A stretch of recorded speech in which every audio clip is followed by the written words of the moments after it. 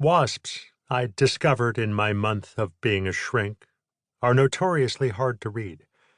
Their body language borders on mute, and their language itself is oblique, like those masters of obliqueness, the English, who I had learned in my 3 years at Oxford, when they say yes, actually, mean no, and when they say no, actually, may mean anything. Now, try as I might, coming at him from various different interviewing angles, much as my father the dentist would come at a recalcitrant tooth, Cherokee Putnam remained a mystery. It was 6:30 in the morning. I was bone tired, having been on call at the hospital all night long. Cherokee had appeared at the admissions unit without calling in advance, and had paged the doctor on call. Me. He said he wasn't at all sure he needed admission, but he hadn't been able to sleep and had to talk to someone about a delicate matter in confidence. The closest I had come to reading any feeling in him was when he told me how, at a dinner party at home recently, he'd gotten so furious at his wife, Lily, that he'd actually done the unheard of, picked up his linen napkin and thrown it down onto the tablecloth beside his plate. To my probings, he denied that he was depressed.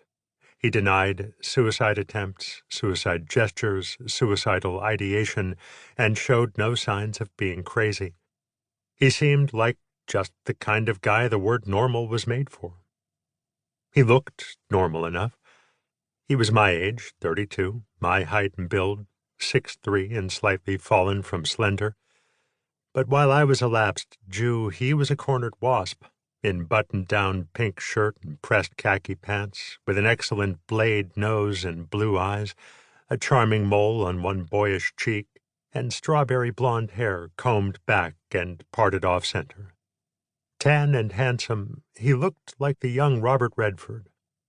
He was rich, the father of 2 girls, Hope and Kissy, and he admitted sheepishly to being a lawyer.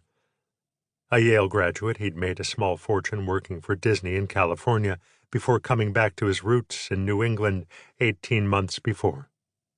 "But you kill yourself at Disney," he said. "There's a saying out there, if you don't come in on Saturday, don't bother to come in on Sunday." His wife, Lily, was also from New England. He'd spent $1 million, too, to buy a foothill and a horse farm nearby. He and his wife were into horses. She into show jumping, he into polo. After a year of leisure, he was now trying to figure out what to do next with his life. "Is that what's troubling you?" I asked. No, not at all," he said, "but once in a while I wake up at 3 in the morning, comparing myself to other people, successful people. I turn to my wife and say I'm a failure. That used to get her right up, but now she's so used to it she barely wakes up. She just murmurs, 'Take a halcyon and go back to sleep.' Lily's heard it too many times." "So there are problems in the marriage?" "Oh, no. Things are fine, actually. The normal disagreements, mostly around her being so neat and me, well, you see how neat I seem?" "Very nice. Very. But in private I'm pretty messy. Nothing big, just socks on the floor, nothing hung up. She's very neat. We had a big tiff last week when the help was off. I emptied the dishwasher and just threw the silverware into the drawer. Lily nests the spoons. Just the other day I said, 'Please, I beg you, give me the dignity of living like a pig.'" I laughed. He smiled. "Barely. Lily's a stunning woman. If she were here, you couldn't take your eyes off her. She did the whole debutante thing, cotillion, the works. Even after 2 kids, dynamite body, incredible, really. You should see her on a horse.